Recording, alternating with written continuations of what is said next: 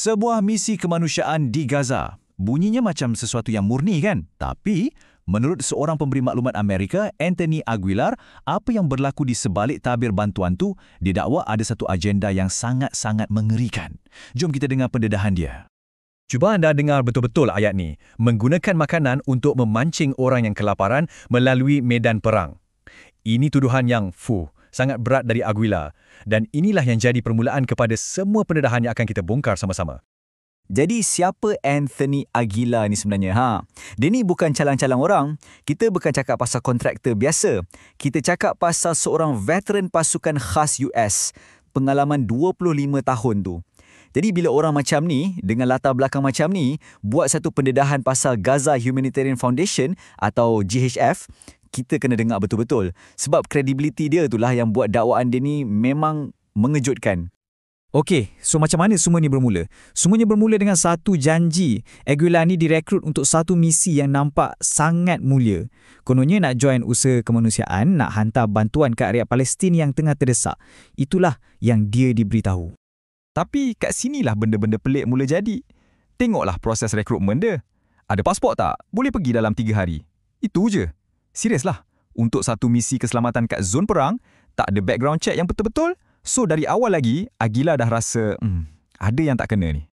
Janji yang diorang bagi tu memang gempak habis. Kononnya akan kawal 400 tapak agihan, uruskan 500 truk bantuan setiap hari, macam dah ambil alih semua kerja PBB lah kiranya. Tapi janji tinggal janji. Realiti yang tunggu dekat Gaza, ya ampun, jauh panggang dari api.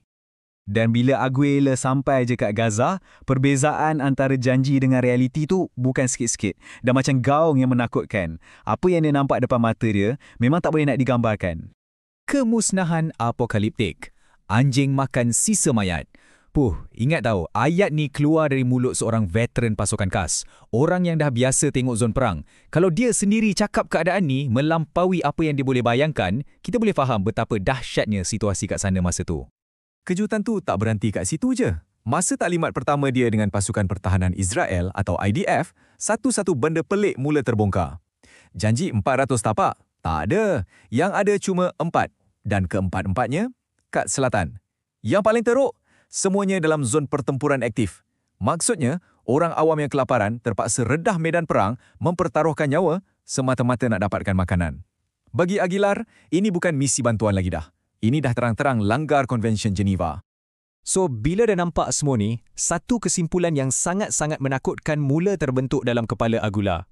Misi ni bukan macam yang dia sangka. Tujuan sebenar dia, dakwa Aguilar, jauh lebih jahat. Dan inilah dia, tuduhan paling utama dari Aguilar. Misi ni menurut dia bukan untuk membantu, tapi satu helah yang dirancang untuk pemindahan paksa. Makanan tu cuma umpan untuk tarik penduduk dari utara ke selatan. Cuba anda letakkan diri anda kat tempat diorang. Pilihan yang ada, sama ada aku mati kelaparan kat sini atau aku berjudi dengan nyawa aku, dengan nyawa keluargaku, redah zon perang tu untuk dapat makanan. Menurut Aguilar, inilah cara makanan tu dijadikan senjata. Satu bentuk paksaan yang, ya ampun, kejam dan terancang. Dan tengoklah bantuan apa yang diorang bagi. Beras, kacang, dal, semua benda kering. Apa yang tak ada? Air, betul. Air tak ada. Diorang bagi makanan yang perlukan air untuk masak, tapi airnya tak dibekalkan. Satu lagi benda kecil yang, menurut Aguilar, menunjukkan niat sebenar di sebalik semua ni. Jadi, mesti kita tertanya-tanya, kenapa? Kenapa buat semua ni? Aguilar percaya jawapannya ada 2, ideologi dan duit. Bahasa ni, anda tahu, ia sangat berkuasa. Bila anda mula panggil manusia lain musuh, binatang atau gerombolan zombie, ia akan tukar cara anda layan diorang. Aguilar dakwa, bahasa yang tak berperi kemanusiaan ni digunakan secara berleluasa. Bukan je oleh IDF, tapi oleh rakan-rakan kontraktor Amerika dia sendiri. Dan dakwaan yang ini mungkin yang paling gila sekali. Aguilar mendakwa ketua kontraktor keselamatan diorang ni adalah presiden sebuah kelab motosikal yang piagamnya adalah untuk menghapuskan semua orang Islam dari muka bumi. Kalau benda ni betul, juga bayangkan, satu kumpulan dengan ideologi macam ni dapat kontrak untuk jalankan misi kemanusiaan di Gaza. Fikirkan sekejap. Tapi selain ideologi, ada satu lagi motif yang menurut Aguilar lagi memualkan. Simple je. Ini semua pasal duit. Bagi dia, penderitaan manusia dah dijadikan satu bisnes yang sangat lumayan. Berapa banyak duit? $1,320 Amerika sehari untuk seorang kontraktor biasa. Dengan gaji macam ni, Aguilar percaya ramai je yang sanggup pejam mata, terlanjak apa yang jadi dan ikut je arahan. Tak kisahlah apa pun arahannya. Kaitan dengan duit ni tak berhenti kat situ. Aguilar mendakwa misi yang diorang tengah jalankan ni sebenarnya ada kaitan dengan satu rancangan masa depan yang lebih besar dan kontroversial untuk Gaza. Rancangan yang dikenali sebagai Gaza Riviera.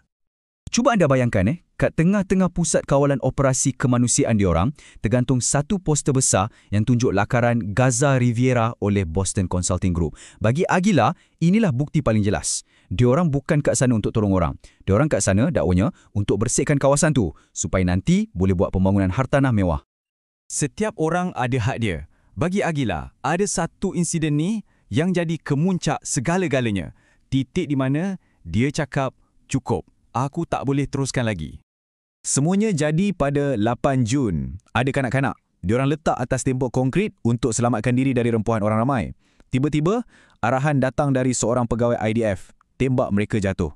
Aguilar tak boleh terima. Dia terus lawan. Kami tak akan tembak kanak-kanak. Tapi, apa yang jadi lepas tu yang betul-betul hancurkan hati dia? Bos Amerika dia sendiri tarik dia ke teti dan cakap, jangan sesekali kata tidak pada klien. Aguilar tanya balik, walaupun diorang suruh bunuh budak. Dan jawapan yang dia dapat, itu bukan keputusan kita. Masa tu, habislah. Semuanya dah berakhir untuk Aguilar. Dan pada saat tu juga keputusan dibuat. Ada satu garisan yang tak boleh dilanggar. Dan bagi dia, garisan tu adalah bila ada arahan untuk halakan senjata pada kanak-kanak. Dia terus letak jawatan. Jadi selepas semua yang dia dah lalui dan nampak, apa mesej akhir daripada Aguilar? Apa amaran yang dia nak sampaikan pada kita semua? Inilah sebenarnya intipati pendedahan Aguilar. Apa yang berlaku di Gaza menurut pengalamannya bukanlah satu tragedi perang yang tak disengajakan. Ia, dalam kata-katanya, dirancang. Kesaksian ini datang dari orang dalam, orang yang nampak dengan mata kepala dia sendiri. Dan ia paksa kita semua untuk tanya satu soalan yang sangat-sangat penting. Apa sebenarnya yang sedang terjadi di sebalik tabir yang dilabel sebagai bantuan kemanusiaan?